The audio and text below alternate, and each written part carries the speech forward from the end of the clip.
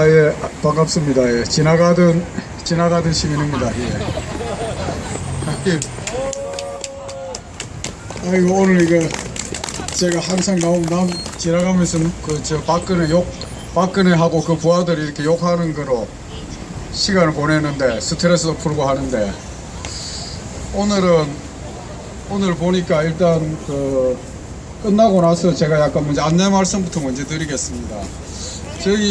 저를 평소에 제가 대학을 좀 바로 잡아야 세상이 좋아지겠다. 근본적으로는 노동 현장도 제대로 돼야 되지만 대학도 정상화돼야 되겠다. 이렇게 해서 대학에서 이렇게 강의를 하면서 대학 문제도 지적하고 하는데, 대학 문제 때문에 여의도에서 몇 년 동안 농성을 7년째 하고 강사의 교원 지위를 회복하기 위해서 7년째 싸우던 분들이 있는데, 지난 28일부터 민주노총, 여기 경향신문사 있습니다.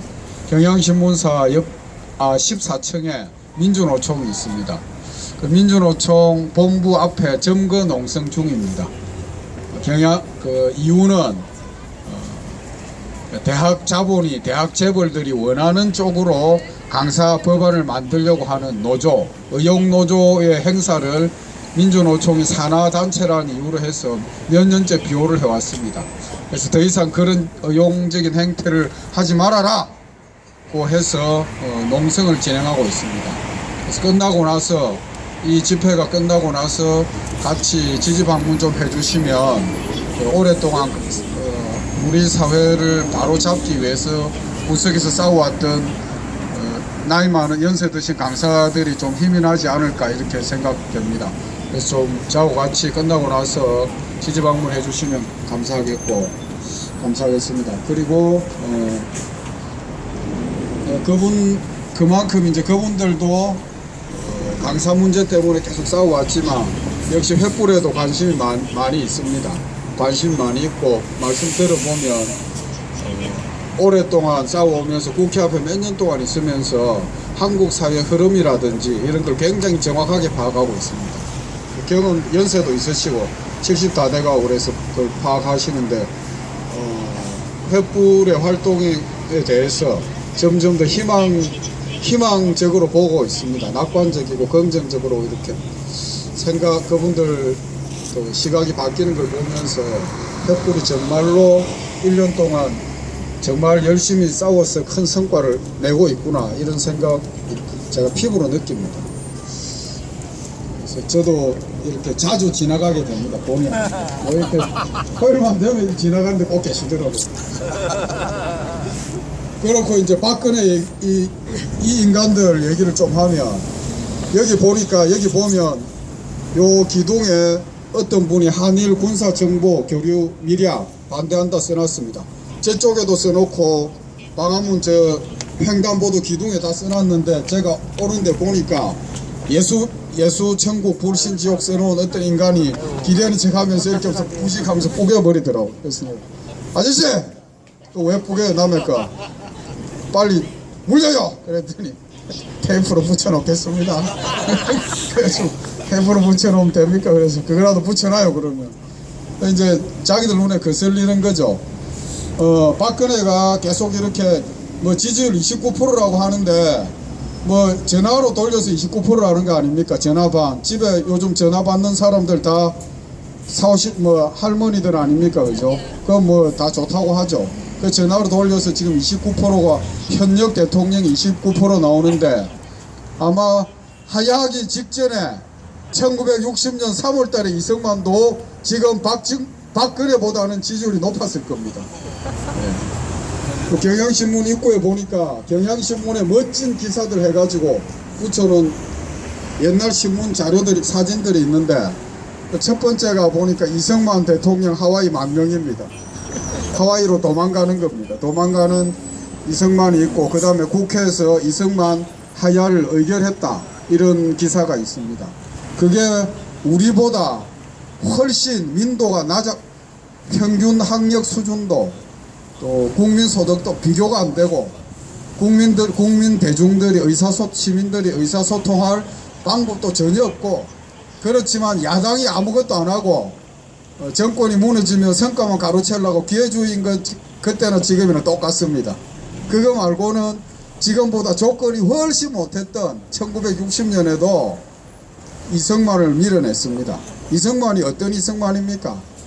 뭐 자기 말대로 주장에 따르자면 독립운동을 했던 명분도 있고 정당성도 있고 또 노예하기 그지없는 인간입니다. 미국의 지지를 등에 업고 있고 그런데도 이승만 밀어냈습니다. 지금 그때보다 못한 건 우리가 그때보다 못한 건 제야, 시민단체 이런 게 그때는 별로 없었습니다. 근데 지금은 그런 게 발달해가지고 그런 단체들이 오히려 생각 안 해도 될 국리, 잔머리, 장계산을 하면서 국민들의 민주주의를, 시민들의 민주주의를 향한 열망, 그리고 눈으로 봐도 뻔한 명백한 부정선거에 대한 불의에 대한 저항, 이것이 행동으로 분출되는 걸 가로막고 있기 때문에 박근혜가 오늘날까지 무사한 겁니다. 맞습니다. 그 반대로 우리들은 횃불 시민들은 그것이 곧바로 행동하면서 그 행동 자체가 더할 수 없는 웅변이 되고 있기 때문에 여기서 처음에 작년에 이렇게 몇십 명 모여서 얘기를 하면 완전 고립되어 있는 것 같고 절망 같았지만 전혀 그렇지 않습니다. 1년 동안 싸운 결과 박근혜 오늘 지지율 뭐 자기들 입으로 29%라는 거 아닙니까? 실제로는 19%도 안 되겠죠. 조금이라도 정상적인 판단을 가지고 있다면 이미 작년부터 새누리당 쪽에서도 청와대에 가 있는 애들은 도저히 뭐 자기네들도 통제가 안 되는데 무슨 사고를 칠 줄 모르겠다고 그런 얘기를 제가 들었습니다. 그러니까 최소한의 관리 능력도 없습니다. 그저 하루하루 연명하면서 빨리 끝까지 정권이 어떻게 되든 뭐 산하단체장 가서 임기 2, 3년 보장받자 오로지 여기에 그들의 모든 관심이 다가 있습니다. 이렇게 엉망인 가운데 박근혜가 파렴치하게 저질러 놓은 짓, 자위대가 미군의 지휘하에 당연하죠. 미군이 허락을 해 들어올 수 있겠죠. 미국 허락 없이 한국에 들어오면 미군한테 전쟁 걸리는 거니까 자위대가 들어올 수 있도록 김관진이가 가서 미국 가서 지 마음대로 서명하고 왔고 그 다음에 군사정보교류협정하겠다고 서명을 이미 해놓고 안 한 것처럼 이렇게 거짓말을 했습니다. 그것도 일개 차관이. 이건 완전히 불법이고 무효인데 문제는 이제 이걸 가지고 자기네들 마음대로 진행을 하고 있는 거죠. 그래서 제가 이건 박근혜 퇴진되더라도 박근혜가 저질러 놓은 수습 안 되는 나쁜 짓 때문에 일본 군국주의가 또다시 부활할 수 있는 길을 열어줬다. 그래서 이거 막아야 되니까 지금 박근혜 정권이 국방부 차관, 이 국방부 차관이라는 자는 군인도 아니고 경북대 정예과 출신인데 국방연구원의 연구위원으로 있다가 박근혜 들어서서 국방부 차관이 된 자더라고요. 그러니까 이런 자가 지 마음대로 서명한 겁니다. 그럼 경교부 차관이 일본에 가서 독도를 일본에 넘기겠다는 서명을 하면 그게 국제법상 유효하다. 독도는 일본 땅 된다. 그게 지금 이자들의 논리입니다. 얼마나 엉터리입니까 이게. 새누리당의 전문위원조차도 한일 군사정보교류협정을 하면 일본과 군사정보를 교류하게 되면 일본의 위성도 있고 이지스함도 7척이나 있습니다. 우리하고 비교가 안 되게 기술이 발달해 있는데 그걸 공유하게 되면 그건 뭐냐 하면 일본이 한반도의 군사정보를 마음대로 관찰하고 훔쳐보는 걸 합법화해 주겠다는 겁니다. 정보 교류를 하는 게 아닙니다. 한국 군대 수준과 일본군 수준, 자위대 수준은 어른하고 애 수준으로 차이가 납니다. 그걸 교류한다는 명목하에 일본 놈들이 우리 손바닥 들여다보듯이 군사 기밀을 다 하는데 인정해 주겠다는 거죠. 그래서 오죽하면은 새누리당의 전문위원조차 이건 현재 군사비밀보호법에 위배된다고 거절했던 법안입니다. 그래서 법안으로 통과가 안 되니까 일개 차관놈이 경북대 나온 일개 차관놈이 민간인이 지 마음대로 서명을 한 겁니다. 그래서 이것은 외환죄에 해당됩니다. 외환죄. 저는 잠깐 말씀드렸는데 외환죄가 뭐냐 하면 헌법에 나와 있습니다. 현직 대통령은 내란 또는 외환의 죄를 범하지 않고서는 재직 중에 형사소출을 당하지 않는다. 말하자면 도둑이나 살인 저질러도 대통령일 때는 기소가 안 된다는 거죠. 끝나고 나서 처벌받지. 근데 대통령 할 때 처벌받는 범죄가 있습니다. 내란죄. 박정희가 내란죄를 일으켰습니다. 지가 대통령인데 끝났는데 한 번 더 하려고 지는 죽을 때까지 대통령 하겠다는 윤신헌법을 발표했습니다. 이게 내란죄에 해당되는 겁니다. 처벌받기 전에 부하 손에 죽었습니다. 그 다음에 외환죄는 뭐냐? 외국 군대를 끌어들여서 자기 정권을 유지하는 거죠. 이게 지금 박근혜가 벌린 외환죄에 해당됩니다. 그래서 신놈들이 뭐 나라를 팔아먹고 마음대로 하고 청와대 관리도 못하고 진돗개가 어떻느니 사냥개가 어떻느니 짖고 까불고 떠드는 것은 뭐 둘째 문제라 치고, 이런 식으로 국가의 주권을 임기 부정으로 당선된 주제에 뭐 임기도 치더라도 임기도 얼마 남지도 않은 박근혜 씨가 그런 저지를 수 없는 짓이죠. 해서는 안 되는 범죄 행위이기 때문에 제가 외환죄로 처벌하는 뭐 국민적인 고소운동을 고발운동을 벌여야 되지 않나 지금 고민하고 있습니다.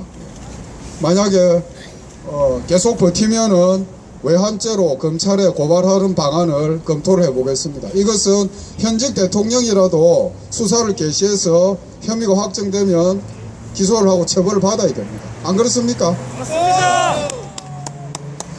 그 다음에 문재인 씨 오늘 보니까 트위터에 이런 얘기 나와 있더라고요.